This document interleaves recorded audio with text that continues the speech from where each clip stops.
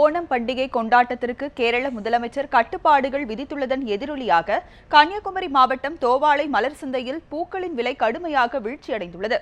இதுகுறித்து நமது செய்தியாளர் மெர்சி அளித்த கூடுதல் தகவல்களை இப்போது பார்க்கலாம். தென் மாவட்டங்கள்ல மிகவும் பிரசித்தி பெற்ற பூசந்தைகள்ல ஒன்றுதான் இந்த தோவாளை மலர் சந்தை.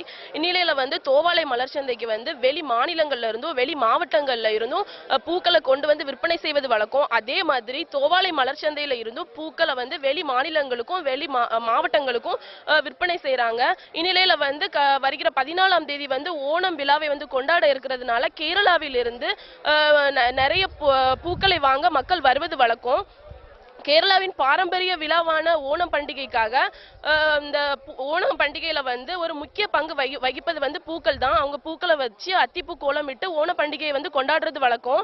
இந்நிலையில கேரள முதலமைச்சர் அந்த ஓணம் பண்டிகையை அரசு விடுமுறைகள்ல கொண்டாடணும் அப்படின்னு ஒரு அறிவிப்பு கொடுத்ததுனால கேரளால இருந்து மக்கள் வரத்து இங்க வாரது ரொம்ப கம்மியா இருக்குன்னு சொல்லிட்டு கூறப்படுது.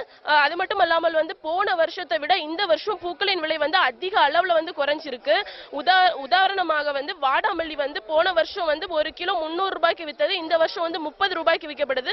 இதே மாதிரி எல்லா பூக்களின் விலையும் அதிக அளவுல இந்த குறைஞ்சிருக்கிறதா இங்க உள்ள வியாபாரிகள் சொல்றாங்க. அது மட்டும் இல்லாமல் கேரளால இந்த மாதிரி ஒரு அறிவிப்பு கொடுத்ததும் ஒரு காரணம் அப்படின்னு சொல்லிட்டு இங்க உள்ள பூக்களை விற்கும் வியாபாரிகள் சொல்றாங்க.